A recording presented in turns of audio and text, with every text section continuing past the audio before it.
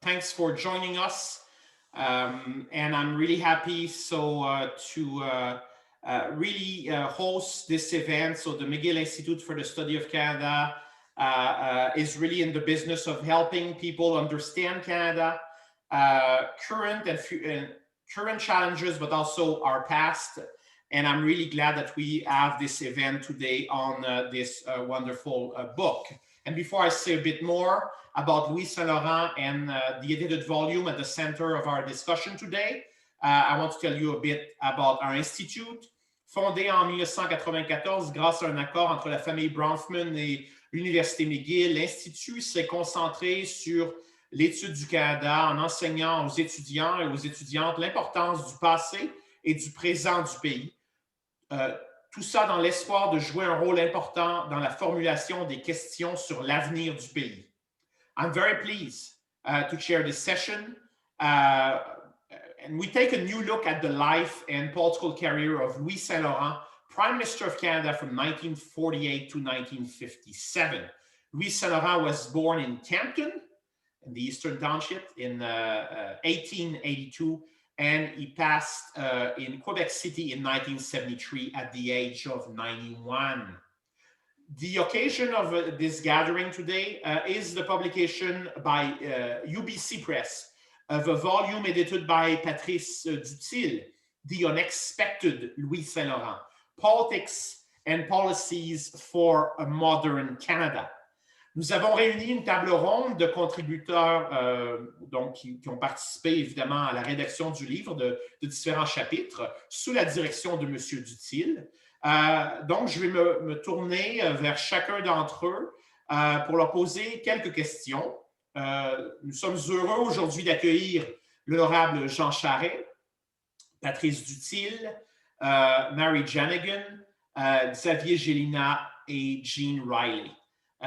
Nous confierons ensuite les choses au public parce qu'on va recevoir vos questions que vous pouvez nous envoyer par écrit. Et évidemment, les panélistes vont pouvoir répondre et aussi débattre entre eux s'ils le désirent. We have a very bilingual panel and languages will switch back and forth. As Blair noted, you are welcome to use the simultaneous interpretation option. You can also use the Q&A feature on Zoom to type your questions. We will try to get to them after these conversations. So I will start by introducing our panel. Of course, joining us today, the Honorable Jean Charest, former Premier of Quebec and former Deputy Prime Minister of Canada, Patrice Dutil, Ryerson, university professor at Ryerson, and editor of the volume, of course, The Unexpected Louis Saint-Laurent, Mary Janigan, historian and author of a recent book on equalization policy, The Art of Sharing, published at McGill Queen's University Press. Before that, she also published another book with the same publisher, I think, Let the Eastern Bastards Freeze in the Dark. Xavier Gélina, curator of political history at the Canadian Museum of History, and Jean-Thérèse Riley, policy consultant and Louis Saint-Laurent's granddaughter. Thank you to all the panelists to have, of course, accepted our invitation. Monsieur Charest, merci beaucoup d'être avec nous cet après-midi. On sait que votre horaire est très chargé, donc merci de prendre le temps de rester avec nous jusqu'à 17h30, heure de Montréal. J'ai été ravi de lire votre texte dans la collection de Patrice Dutil. Lorsque vous avez commencé votre carrière politique au milieu des années 80, plusieurs personnes avaient souligné des parallèles entre vous et Louis Saint-Laurent. Quelle idée de Louis Saint-Laurent aviez-vous à l'époque, au début de votre carrière politique? Alors, merci beaucoup, Daniel, de m'accueillir. Je veux également saluer Patrice Dutil et le féliciter d'avoir été le maître d'œuvre d'un livre sur Louis Saint-Laurent qui, honnêtement, était attendu, je pense, par l'histoire, si pas par un auditoire. Et c'est un livre qui va créer son propre auditoire en passant.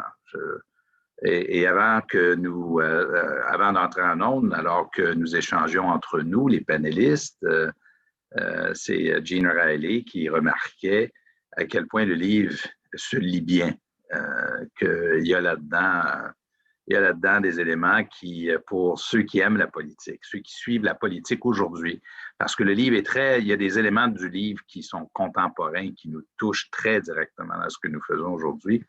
Et on en parlera, j'espère, pendant le panel. Mais la première question que vous me posez, pour moi, elle me touche très directement. C'est une question qui est très personnelle pour plusieurs raisons. D'abord parce que Louis Saint-Laurent est originaire des cantons de l'Est.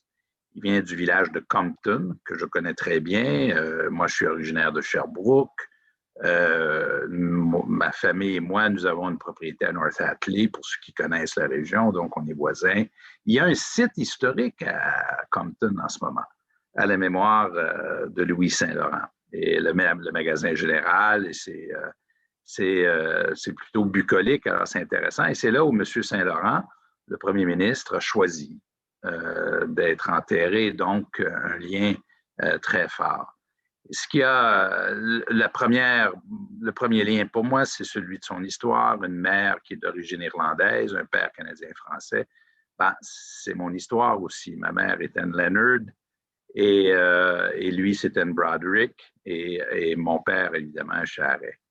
Le fait de grandir dans ce contexte de dualité, de culture, de langue, avec le lien commun de la religion dans beaucoup de cas, donne une perspective sur la vie. Et juste pour vous situer, quand j'étais candidat, moi, au Québec, la première fois, il y a un journaliste du journal La Gazette qui avait écrit un article assez long sur Lucien Bouchard et moi pour décrire de où nous étions. Where were we from was an article that was written when I ran as leader of the Liberal Party in Quebec between Mr. Bouchard and I. It is extremely relevant. It shapes our view of the world. That experience is going to be a determining factor in the way that we relate to our community, to the country, and to the world. Now, the Eastern Townships, for those of you who are familiar with it, is a part of Quebec that wasn't part of the French territory when the British took over British North America. It was subsequently developed by the British. The first settlers were English, but also United Empire Loyalists, Irish, a great community of Irish converged on the Eastern Townships, and then French Canadians who came to work within the plants. It's an area of the country where this coexistence of both languages is part of day-to-day life, and where that coexistence is fairly easy and seamless. And if you live in a community where your neighbor is Anglophone or Francophone, or it's very different from living in a place where they're far away and where it's easy to have all sorts of conceptions of what they represent, who they are, and how they think. That's very much the experience of the Eastern Townships. It's one of compromise. It's one of an assumption as you enter life, that not everyone speaks the same language. Not everyone practices the same religion. That some people are different. They dress differently. They look differently. And that, I think, is one of the great strengths of Canada, is that we do not live in a country where the assumption is that everyone is the same. In the book, there's something extremely important that I thought was significant, is that for Mr. Saint-Laurent, the issue of national unity is a common thread. The First World War, conscription. And let's remember, he came into politics at a fairly late age, around 60 years old. And it's during the Second World War, 1941. He has a daughter and a son who are involved in the war. He makes the great sack. He leaves a lot behind to go to Ottawa and serve in this extraordinary context. But what seems to be one of the driving motives for him to do this is that wants the country to be united in this effort in dealing with maybe a few thoughts before I finish about the Eastern Townships. I am fascinated in this book. If you were to translate the issues that are raised here, whether it's the Trans-Canada Pipeline debate, that was the great debate that was part of the 57 campaign, of which they were not able to overcome. or equalization, or multilateralism, and Louis Saint Laurent's quest to make Canada a middle power as we detach ourselves from Great Britain and we become a fully sovereign country. As Minister of Justice, he's the one who spearheaded the effort to make the Supreme Court of Canada as opposed to the Privy Council in Great Britain, in London, the last court of appeal. So, but isn't it fascinating if you run through this book for anyone who's listening, if you're interested in today's debate about equalization, about pipelines, multilateralism, Canada's place in the world. He gave a foundational speech. I think it was called the Gray Lecture when he was Minister of Foreign Affairs, on the 5 principles of Canada's foreign policy that to this day, are viewed as the foundational speech about Canada's place in the world. So it's a fascinating story. Now, in finishing, and I'm sorry to relate it back to me, he attended the opening of Sherbrooke University in 1954. I graduated from Sherbrooke University. I was born in 1958, graduated in law, and in his speech in 1954, he says, "One day there may very well be a graduate from this university who will become Prime Minister of Canada." Shows you how wrong he was. And I think back to him, and I'd be delighted to talk about that, about competency and about the ability to govern, the ability to lead men and women of extraordinary talent, to make them work together to accomplish great things. And these are things that are way below the radar for most observers. But you only have to think of what we've just been through now in North American politics to think how valuable these talents are.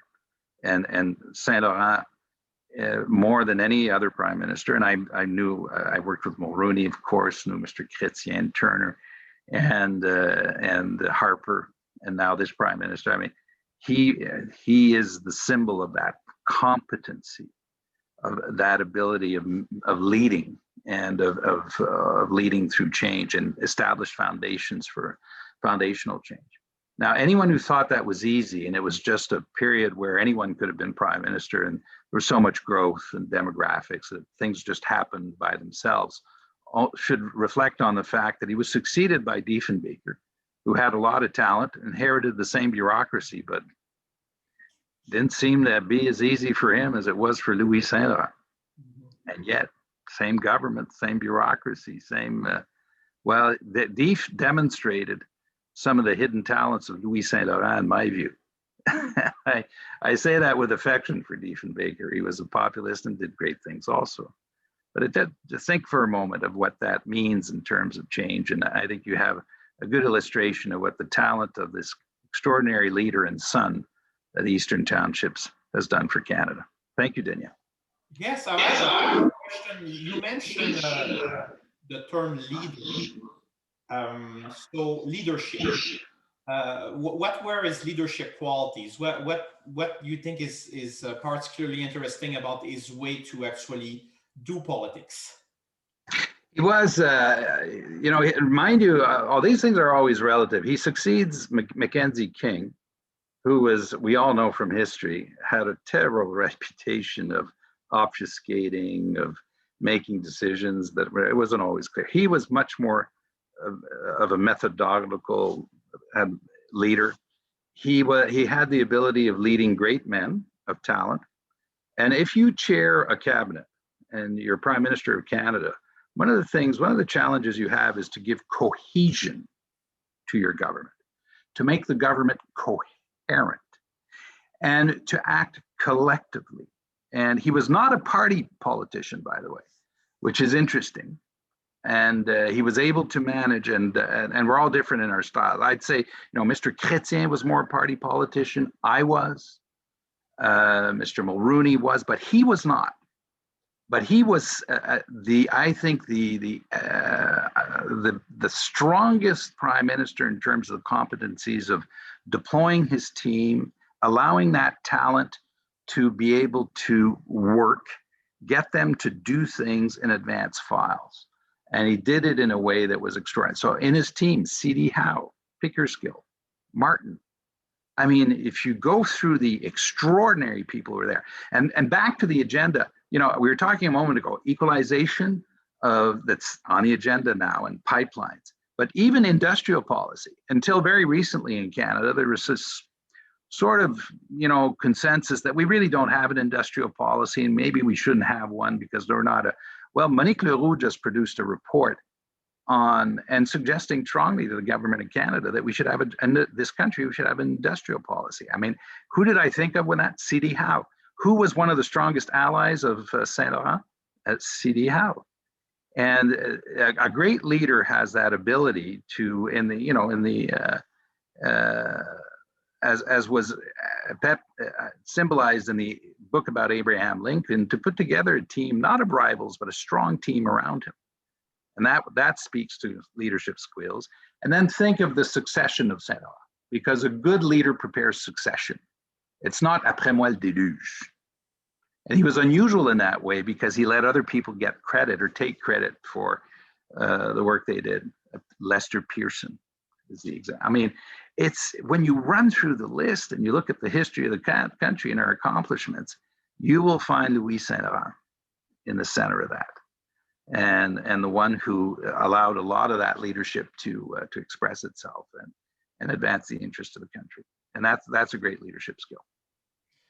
Merci beaucoup, Monsieur Charest. Je vais maintenant m'adresser à Madame Jean Riley, qui a écrit un chapitre vraiment très personnel dans ce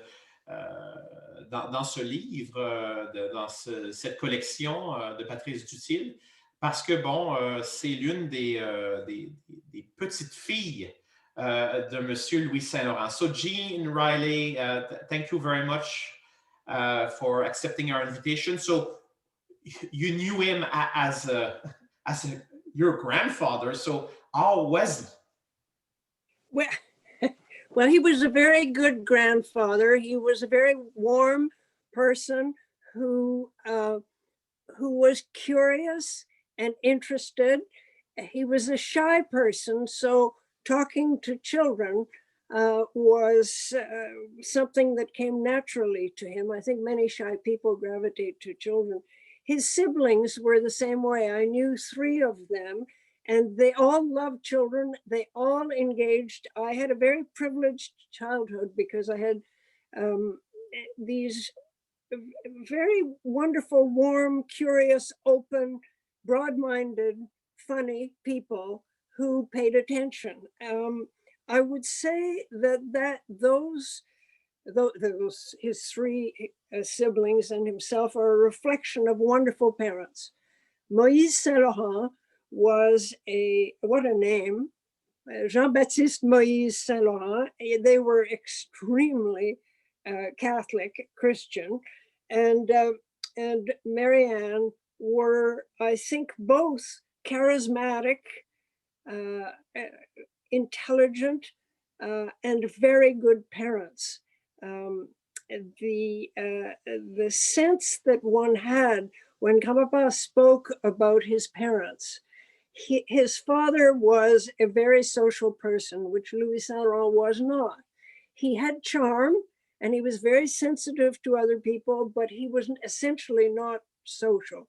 My grandmother was more social, but his father ran a general store. He was bilingual, and it was a gathering place. He was a deal maker, and he was a guy who helped the community around Compton. Was initially, when Grand-Papa was born, was really predominantly English.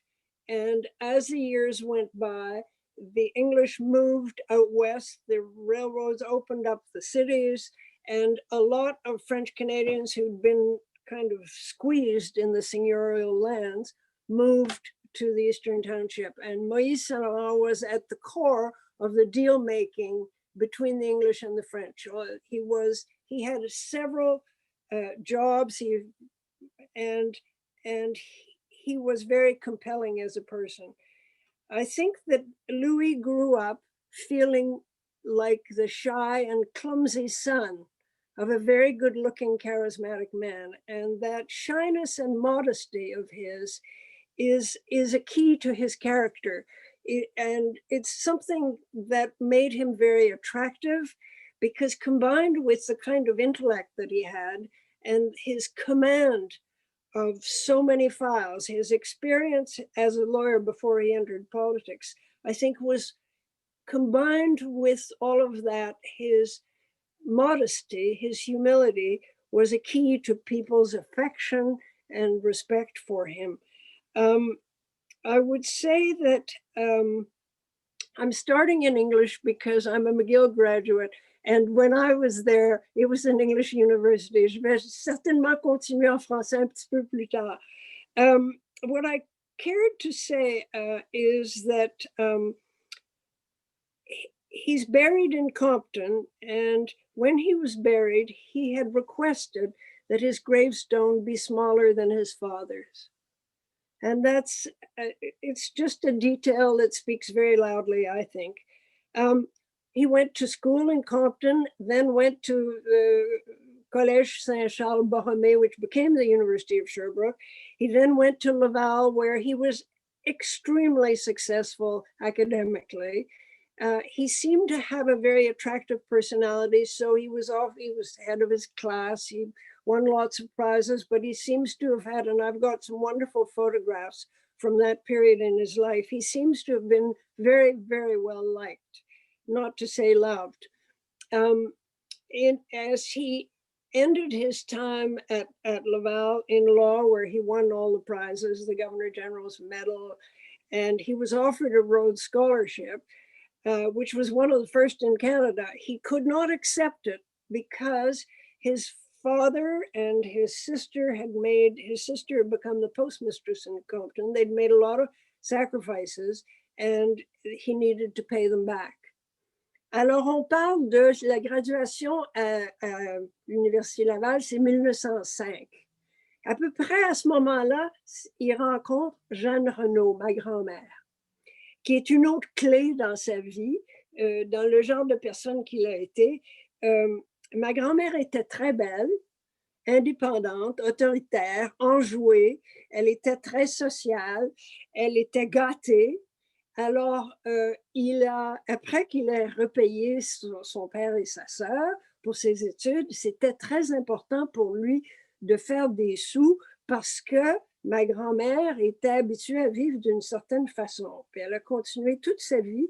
Et puis Louis Saint-Laurent s'en est occupé. Il a fait des sous. C'était important pour eux de bien vivre. C'est-à-dire que ma grand-mère avait le goût du luxe. Elle était, si on voit des photos d'elle quand elle était très jeune, elle était très, très belle. Elle adorait les cartes, le vin, le chocolat, les beaux tissus, les robes, les parties, jouer aux cartes. C'était le contraire de Louis. Il l'adorait. Il l'adorait. Nous, les petits-enfants, on aimait mieux notre grand-père que notre grand-mère. Mais lui, c'était visible, il l'adorait. Elle était partisane, elle était féroce dans ses opinions, elle l'interrompait, c'est elle qui parlait, mais lui avait sa vie extrêmement réussie en dehors de la maison, mais à la maison, sur la Grande Allée, c'est Jeanne Renaud qui menait. Et puis, tout ça pour dire que quand il a accepté d'aller à Ottawa, après une carrière extrêmement réussie, il est devenu président, un des fondateurs et ensuite le 4e président du barreau canadien, mais il avait à peine 40 ans. Il a été, si on parle de réussite, il avait été nommé au conseil d'administration de la Banque de Montréal, qui était une des plus prestigieuses au Canada. Tout ça, il a mis de côté, il a abandonné parce qu'il a accepté de servir. Et puis, il s'est installé à Ottawa dans un appartement loué. Et puis, ma grand-mère allait le visiter. Mais elle n'aimait pas tellement Ottawa. Et puis, elle avait le chauffeur, la cuisinière, la bonne, dans sa grande maison à Québec. C'est là qu'elle préférait rester. Alors, il a été là plusieurs années. Il a été ministre. Puis ensuite, il est devenu premier ministre. Évidemment, il y a eu une maison à 24 Sussex.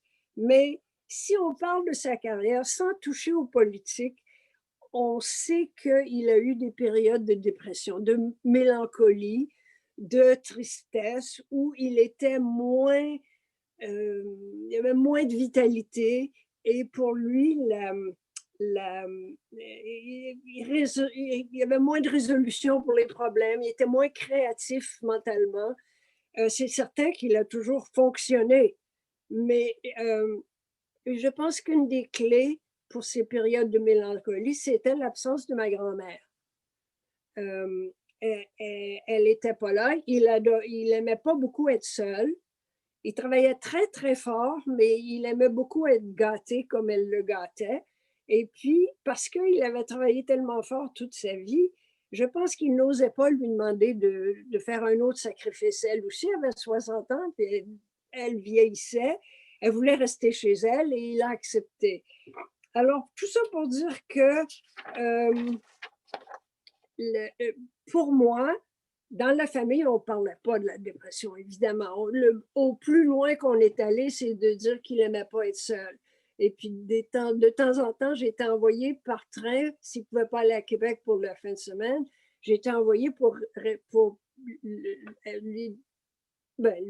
être avec lui, pour qu'il ne soit pas seul. Là où j'ai vu la dépression ou la mélancolie, où il a été profondément affecté, où je le voyais, c'est en 1957, après l'élection, parce qu'il s'est blâmé lui-même. Alors là, je pense que j'ai parlé de son caractère. J'espère que ça paraît que je l'ai beaucoup aimé et puis que je suis pas la seule à l'avoir aimé. C'était quelqu'un qui méritait le respect et l'affection des gens autour de lui parce qu'il se donnait beaucoup. Oui, c'est un beau témoignage de chapitre et ce que vous venez de dire. Aujourd'hui, même si les historiens, là, les gens qui connaissent bien l'histoire politique canadienne pensent que Louis Saint-Laurent, c'était un de nos bons premiers ministres, là, il est un peu disparu de la mémoire collective. Il est pas. Alors, pourquoi vous pensez que c'est le cas? Et aussi, qu'est-ce qu'on peut faire pour animer cette mémoire collective-là? Je pense que le livre, c'est un beau commencement. Et puis, comme dit, la première fois que Patrice, on en a parlé, il m'a dit « It will correct the record ». Et puis ça, c'était important. On essaye de faire du bruit, on est très content du colloque que vous organisez aujourd'hui. Moi, je dirais qu'il y a deux aspects qui sont évidents. C'est que ces papiers n'ont pas été organisés comme il faut. Alors, quand on va aux archives, il manque des papiers, il manque des témoignages. Alors, il y a des trous de ce côté-là. C'est très difficile pour les historiens. Et deuxièmement, au Québec, il y a eu une période intensément nationaliste où le phénomène Saint-Laurent, même le nom Saint-Laurent, parce qu'il était vu comme un peu vendu aux Anglais, trop fédéraliste, et il a été un peu effacé. Alors, c'est une question de corriger et de réparer. Et je pense que le livre, c'est un très beau commencement. Et on a des projets proposés à l'Université Laval qui pourraient aller lui faire honneur. Et puis évidemment, une traduction française du livre, ce serait une bonne idée. Je suis sûr que Patrice Duthier y a pensé, mais s'il y a des gens qui écoutent, des éditeurs au Québec, peut-être traduire ça en français, ce serait une bonne idée. Hein? Oui, il faut de l'argent, évidemment. Oui. C'est ça. Les presses de l'Université Laval sont déjà extrêmement intéressées. J'ai des engagements de leur part. Et c'est question de production, de finances, parce que, comme vous savez peut-être, les maisons d'édition ne peuvent pas donner de reçu d'impôt. Oui, voilà. Mais je suis sûr que vous allez trouver un moyen de publier ça en français, puis ça va aider, je pense, pour justement la mémoire. Il faut, comme aussi, c'est un premier ministre originaire du Québec, ce serait bien aussi que le livre soit disponible en français. Bon. Merci pour votre témoignage. Et now I will move to Mary Janigan. And Yes, I will talk to Mary Janigan now about her chapter in the book. Your chapter in the book is related to the art of sharing the richer versus the poorer provinces since Confederation, which you published recently at McGill Queen's University Press. And your previous book I mentioned earlier was actually published with North Canada, not McGill Queen's. But still, it's a great book, and the chapter is really fascinating, and it's titled.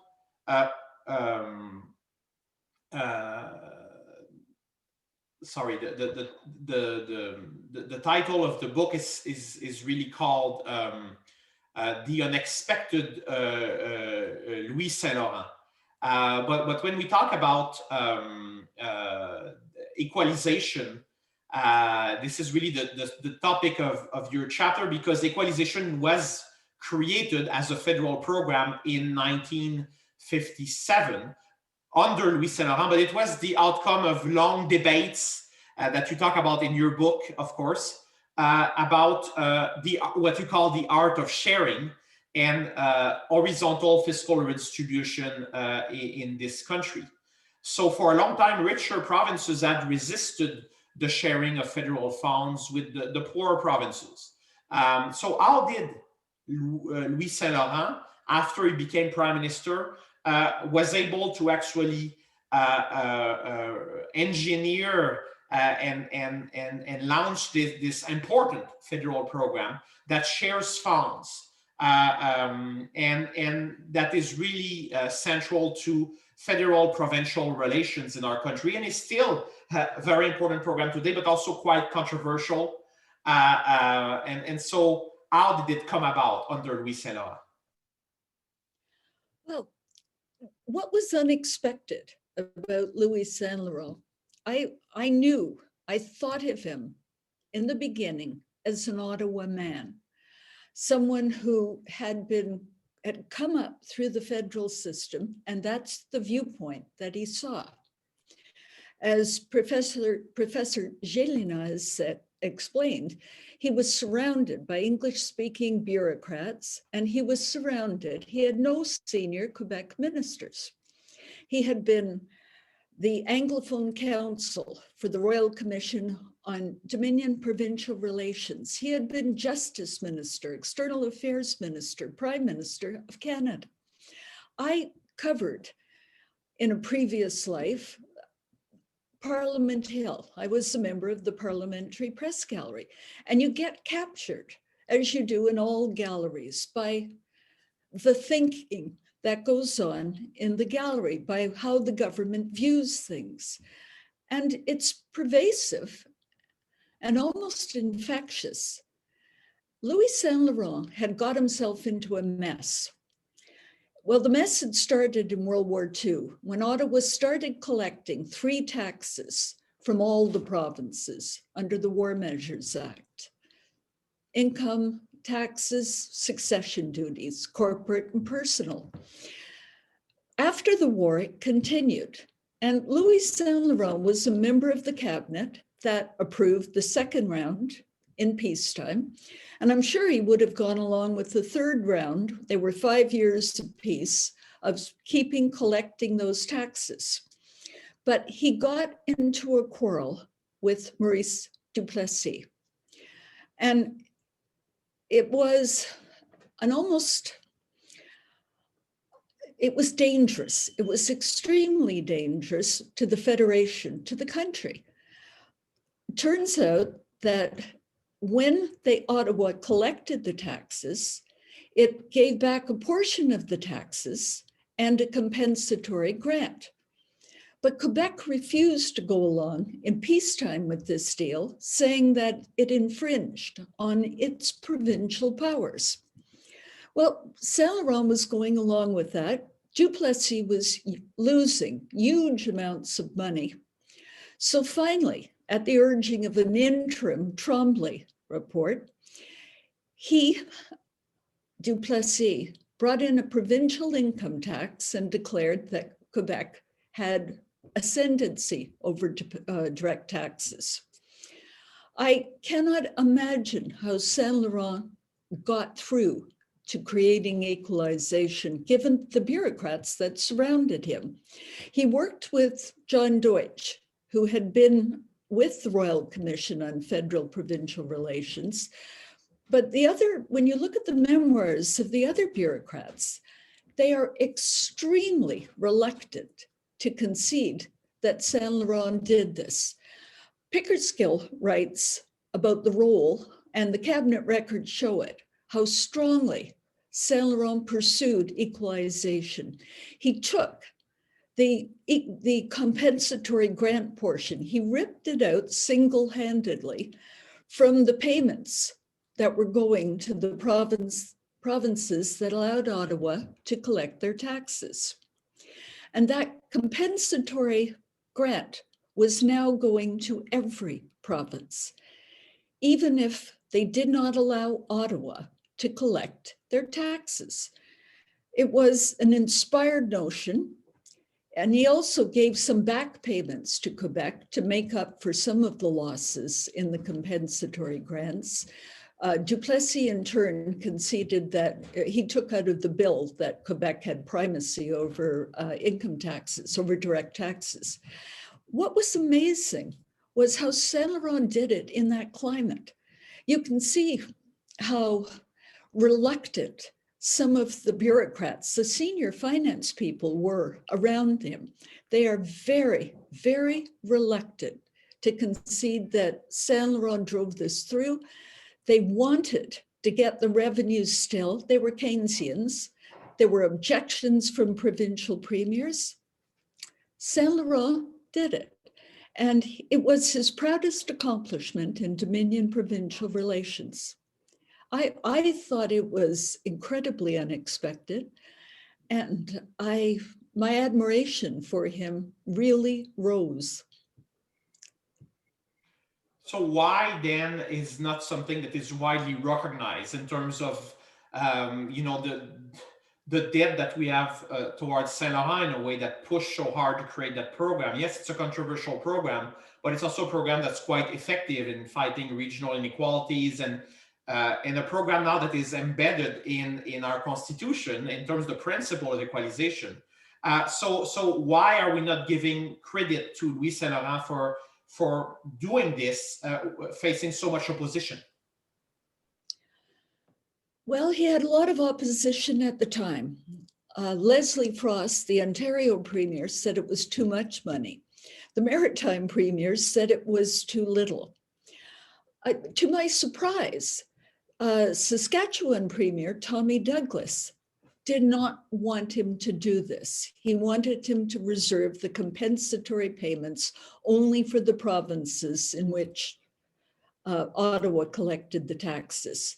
They were Keynesians. Ottawa, the bureaucrats wanted money still for defense spending, which the book makes very clear was enormous during some of the early years of Saint Laurent's prime ministership.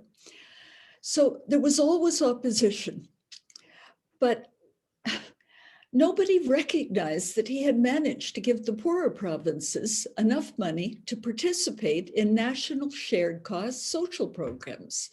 We got hospital care because suddenly the poorer provinces could pay their share of hospital care.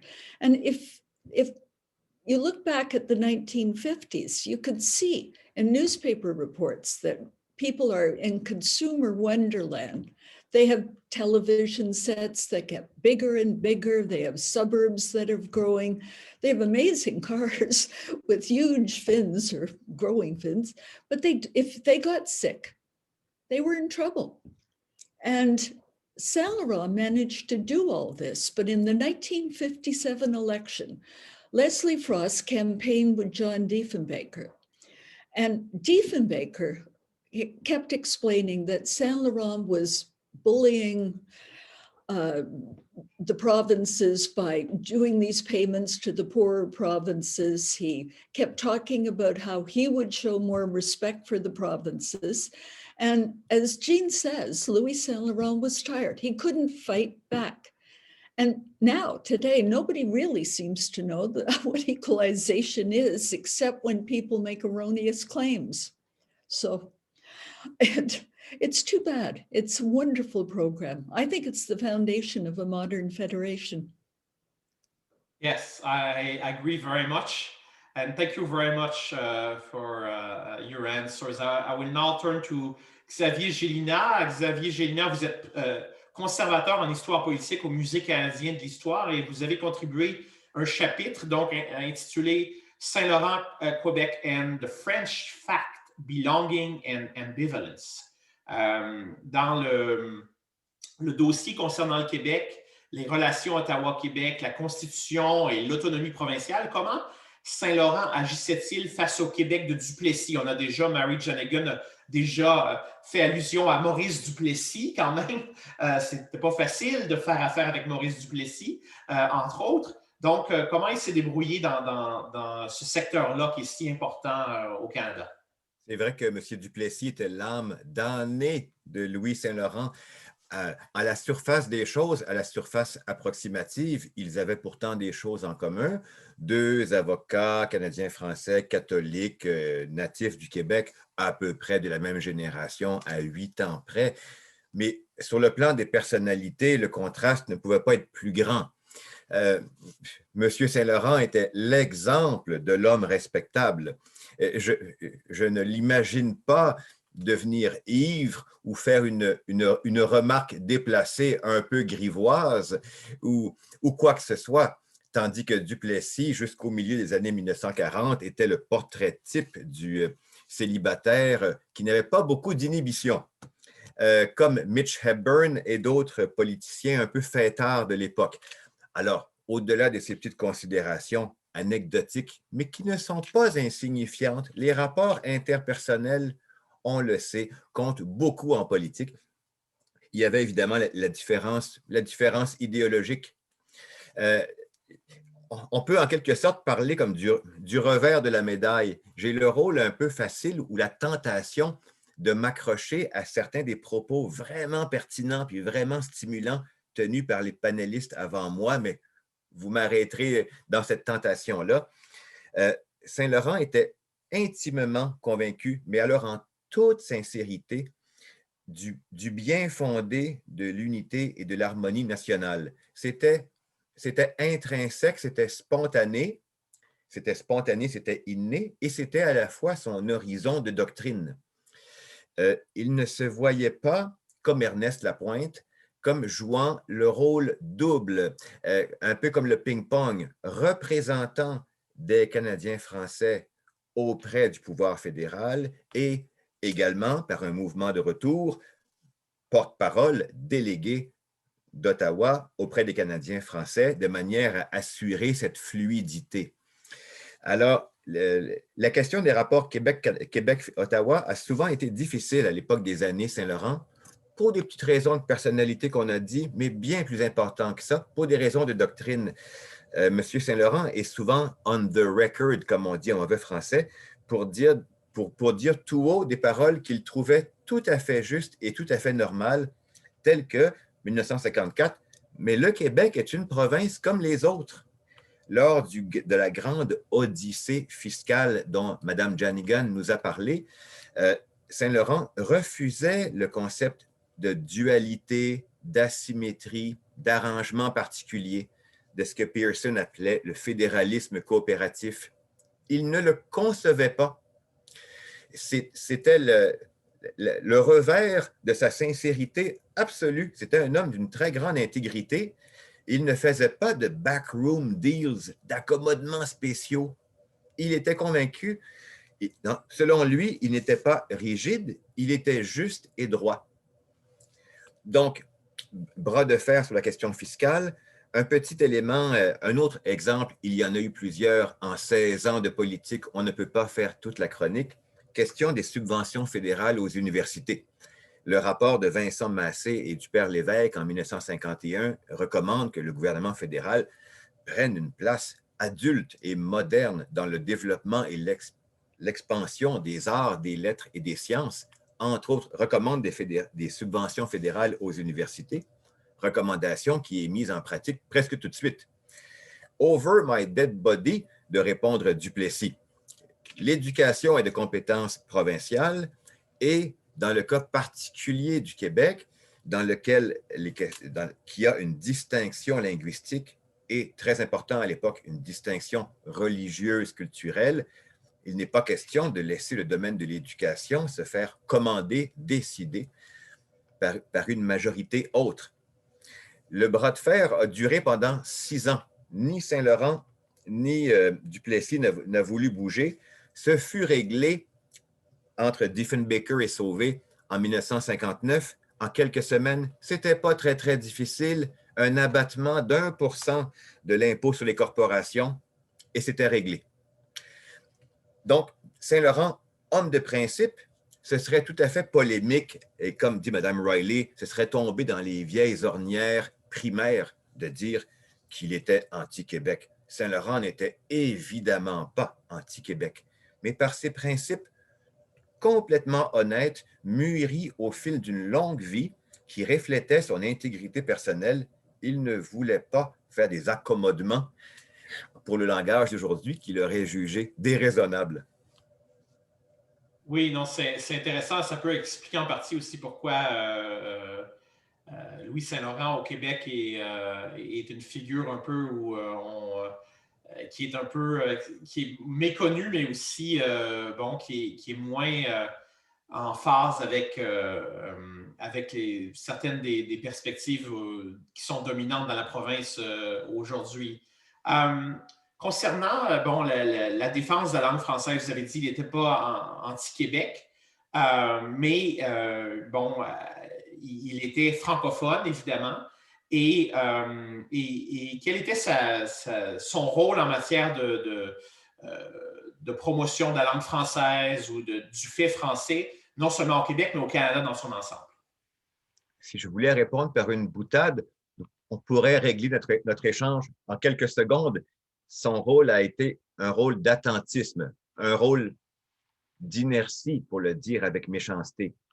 Et je vais élaborer un petit peu parce que sinon, le jugement paraîtrait injuste pour sa mémoire. Quand j'ai dit attentiste ou inerte, c'est plutôt d'une extrême patience.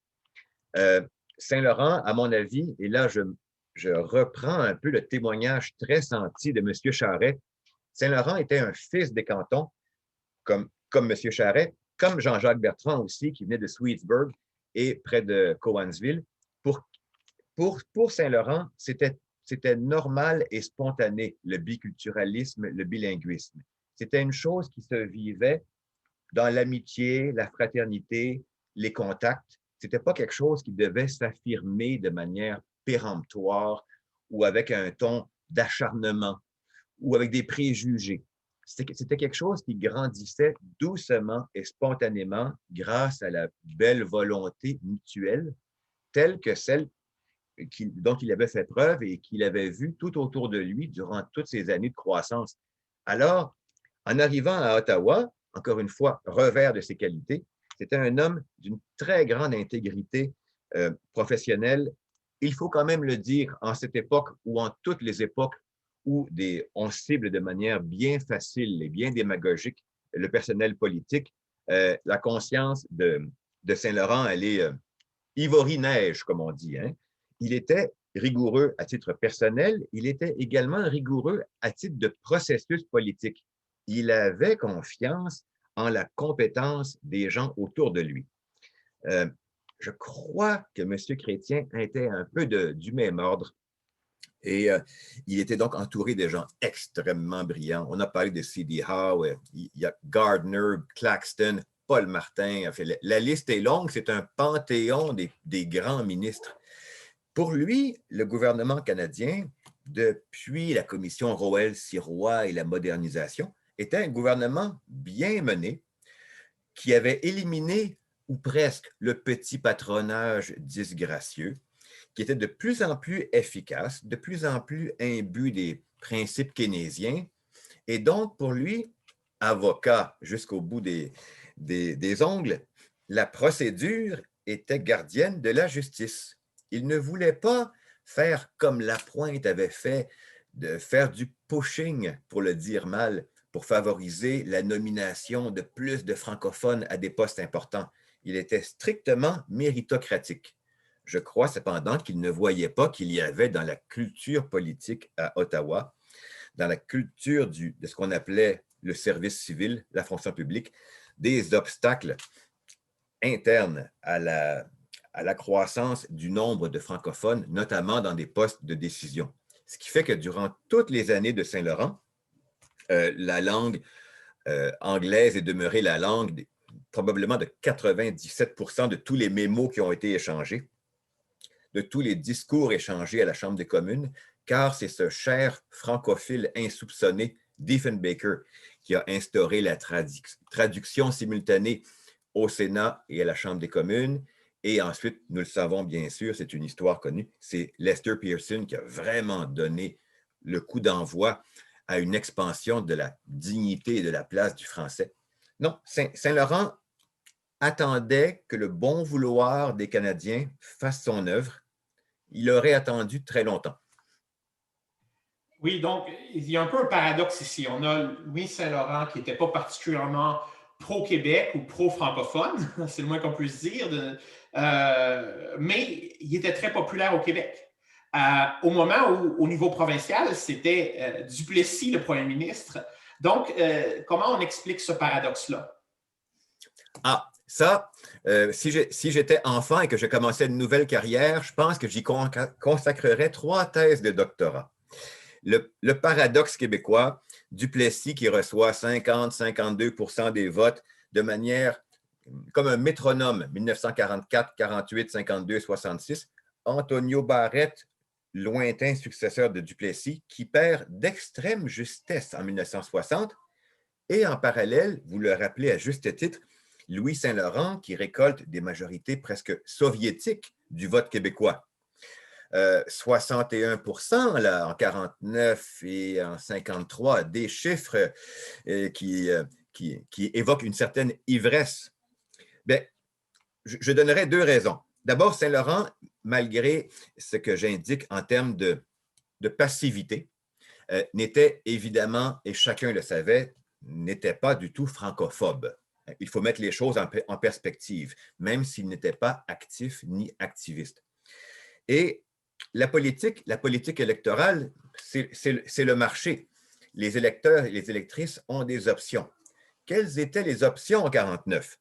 Un homme qui porte le nom éminemment québécois de Louis Saint-Laurent, il n'y a pas un nom plus français remontant à la France que Louis Saint-Laurent, un homme qui, Mme Riley pourrait nous préciser, était probablement intérieurement un bilingue, c'est difficile à dire, mais néanmoins se présentait publiquement et avec fierté comme un Canadien français. Alors, les électeurs voient Saint-Laurent et voient George Drew, chef du Parti conservateur fédéral, ancien premier ministre ontarien, à la réputation bien méritée de francophobie. Drew, personnellement unilingue, son épouse charmante, bilingue, ne parvient pas à humaniser la perception de Drew auprès de l'électorat du Québec. Et en plus, Drew n'a pas eu le bon sens que Mackenzie King a eu, que d'autres premiers ministres anglophones ont eu, de s'entourer de figures de proue crédibles avec des disciples au Québec. Alors, devant le choix Drew Saint-Laurent, on prend l'homme distingué, compétent, administrateur hors pair, rigoureux, bien qu'il soit un peu naïf ou attentiste ou qu'il manque de courage sur le plan identitaire nationaliste. Et surtout, on évite de voter pour l'incarnation de l'orangisme. Très intéressant, oui. Donc, la propensité des Québécois à voter pour l'un des leurs à Ottawa. Oui, tout à fait. Merci beaucoup. Je vais maintenant me tourner au chef d'orchestre, si on veut, celui qui est derrière ce projet-là, Patrice Dutil. Bonjour. Bonjour. Patrice. Bon, on revient un peu, je vais mentionner encore le titre du livre. Là, on l'avait mentionné avec la discussion au sujet de la péréquation avec Mary Janigan, The Unexpected Louis Saint-Laurent. Donc, qu'est-ce qu'il y avait de si inattendu quand on parle de Louis Saint-Laurent? D'ailleurs, je mentionne la couverture du livre, les photos. Je trouve que c'est très bien aussi. C'est un livre qui un bel objet, mais aussi c'est fascinant de voir ces différentes expressions-là qui reflètent un peu le titre aussi. Alors, c'était quoi qui était si inespéré ou qui était plein Inattendu. Inattendu. Merci, Daniel. Et merci à l'Institut d'avoir accepté de faire un petit colloque sur Louis Saint-Laurent. On en est très fiers et puis je te remercie de tout cœur nous avoir aidés avec ça. L'inattendu chez Louis Saint-Laurent vient de plusieurs secteurs. Il faut se rappeler qu'il arrive au cabinet de M. King en 1941 suite à ce qui s'est passé à Pearl Harbor, l'attaque des Japonais contre les Américains. Alors, Monsieur King avait tenté d'attirer Louis Saint-Laurent au cabinet. À la mort d'Ernest Lapointe au mois de novembre 1941, Louis Saint-Laurent semblait tout désigner dans l'esprit de Mackenzie King parce que c'était un homme raisonnable. C'était un avocat, il était bien connu, il avait une belle réputation au Québec, connu un peu au Canada anglais, mais parmi l'élite du Canada anglais, l'élite juridique du Canada anglais. Autrement, ce n'était pas un nom qui était particulièrement bien connu. C'est un homme sage, il a 60 ans, c'est un homme d'expérience. Alors pour Mackenzie King, c'était quelqu'un qui pourrait ajouter une certaine capacité au cabinet, mais pas plus que ça.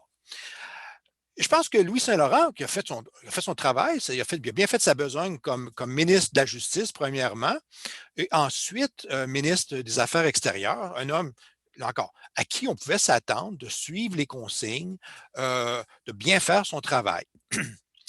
Or, en 1948, c'est important de signaler aussi que durant l'élection de 1944, M. Saint-Laurent n'a pas joué un rôle particulièrement important. Je veux dire, il avait fait campagne dans son comté, mais ce n'était pas du tout un candidat vedette. Lors de l'élection au Québec en 1944, on s'attendait à ce qu'il joue un rôle, mais non.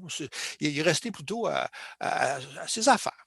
Alors, on ne s'attendait pas de voir un grand politicien qui irait chercher, j'ose dire, un certain populisme. Arrive 1948, Mackenzie King décide de prendre sa retraite. On le pousse un peu avec les coudes, là. Et puis, c'est évident que King a un favori et c'est Louis Saint-Laurent. Pourquoi? Principalement parce que Mackenzie King se voyait vraiment comme le successeur du Canadien français Wilfrid Laurier et s'attendait à ce que son successeur soit un Canadien français, un Québécois. Le seul qui était vraiment sur la piste, c'était Louis Saint-Laurent. Alors, pour Mackenzie King, le choix de Louis Saint-Laurent s'imposait. Alors là encore, on ne s'attendait pas à grand-chose. Louis Saint-Laurent a 68 ans. En 1948, 68 ans, c'est vieux. Okay? Ce n'est pas comme aujourd'hui. 68 ans, là, on est encore jeune, vigoureux. Mais à l'époque, c'était loin d'être le cas. Alors, mais c'est là que ça se révèle. C'est là que ça commence à se révéler dès le départ. La première élection en 1949, on voit un Louis Saint-Laurent là, qui bourgeonne. C'est un homme de vitalité. Comme le disait Mme Riley, c'est un homme qui adore les enfants. Les enfants se sentent attirés vers lui et tout à coup, les journalistes lui donnent le sobriquet de Uncle Louis. Quoi de plus chaleureux? Quoi de plus chaleureux que de se faire traité de Uncle Louis, à une époque où, bien sûr, les familles canadiennes font des enfants, là, mais à tour de bras. Alors, le Uncle Louis, c'était parfait. C'était parfait. C'est juste un exemple. On s'attendrait à un homme qui, finalement, continuerait les politiques de Mackenzie King, allons-y tranquillement, une progression, le temps là, que les grands ministres qui l'entourent se pointent et qu'on choisisse un Canadien anglais pour assurer la succession et de continuer la grande œuvre du Parti libéral. Mais non, Louis Saint-Laurent, dès le départ, va signer l'accord de l'OTAN quelque chose qui traînait depuis très longtemps, va signer un accord avec Terre-Neuve, va signer la reconnaissance d'Israël. En 100 jours, se rend à Washington. C'est un homme là, qui décide de foncer. Le pouvoir révèle et je pense que Louis Saint-Laurent s'est révélé dès le départ. Et ça a continué jusqu'à sa défaite en 1957. Quand je dis sa défaite, la défaite du Parti libéral, mais en soulignant que le Parti libéral en 1957, et je suis loin d'être partisan là, le gouvernement libéral de 1957 a gagné le vote populaire. Hein? Plus de Canadiens ont voté pour le Parti libéral en 1957 que pour les conservateurs de M. Diefenbaker. Alors, moi, en lisant les textes que les multiples auteurs, il y en a 18 auteurs qui ont collaboré au texte, m'envoyaient leurs textes. Moi, c'est ça qui s'est révélé dans mon esprit. C'est qu'on s'attendait à voir un Louis Saint-Laurent qui fait la continuité, qui assure une continuité, mais non, qui prend en fait toutes sortes de nouvelles routes, qui emprunte de nouvelles pistes et qui se révèle. Alors, et comment faire l'analyse? Bien, on parle de structure. Le gouvernement Saint-Laurent et Louis Saint-Laurent lui-même s'impliquent dans les réformes de structure du pays, que ce soit, M. Charest l'a évoqué tout à l'heure, de se défaire du conseil privé à Londres pour assurer la dernière cour d'appel au Canada. C'est structurel. Terre-Neuve, c'est structurel. On parle de structures gouvernementales, bureaucratiques. On parle aussi des structures de l'infrastructure du pays qui change avec Louis Saint-Laurent. Alors, au point de vue structurel, le chapitre de Mme Janigan aussi en fait éloge. Au point de vue structurel, Louis Saint-Laurent s'implique et assure que des choses se déroulent, que les choses se reforment, que les choses avancent, les dossiers avancent. Au point de vue des substances de la politique, M. Saint-Laurent aussi s'affirme sur toutes sortes de grandes questions. C'est lui qui va faire avancer la politique, M. Charest l'a dit, la politique étrangère du Canada, de s'impliquer dans toutes sortes de choses. L'accord de Colombo, par exemple, qui va pour la première fois structurer les octrois des pays riches envers les pays pauvres. C'est Louis Saint-Laurent qui fait ça. Il s'engage dans la guerre de Corée.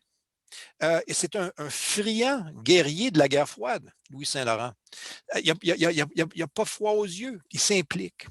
Finalement, il y a des questions de style. Puis là encore, je pense que Louis Saint-Laurent s'est affirmé. On ne s'attendait pas à ça. Mais dans les questions de style, là encore, M. Saint-Laurent s'affirme. Il y a une nouvelle façon de gérer la politique. Ce n'est pas un grand politique, mais attention, c'était quand même un libéral convaincu. C'est un libéral qui faisait très attention pour s'assurer que les régions l'entendent. C'est un homme qui se multiplie dans les régions, qui parle aux régions, qui leur dit leur importance sur l'envers canadien. Ça, on a un chapitre consacré par mon ami Michel Beaulieu là-dessus, qui est excellent. C'est un homme qui veut se manifester devant les régions et qui leur raconte à quel point ils sont importants pour la prospérité du pays. Alors, il y a toutes sortes il y a plusieurs chapitres là, qui en parlent, mais c'est un homme habile dans son style. Et puis, ça aussi, ça a fait que M. Saint-Laurent a livré un gouvernement à laquelle on ne se serait pas attendu, étant donné son âge, étant donné son histoire. Ça a été une révélation pour les Canadiens qui l'ont aussi appuyé. En échange, ça a été un homme qui a été très populaire, malgré, comme le disait Mme Riley, sa modestie. Ce n'était pas un vantard, c'est pas le genre qui va crier dans les rues, dans les coins de rue. C'est un homme modeste, un homme sérieux. C'était pas un grand blagueur, mais quand même, il y avait une sincérité que les Canadiens reconnaissaient. Et partout au Canada, en passant partout au Canada. Merci as well. So thank you to all of you, to all the panelists for your wonderful answers and your testimonies. And I think it's a great book. And I'm very thankful to, of course, Patrice Dutil for making this volume possible.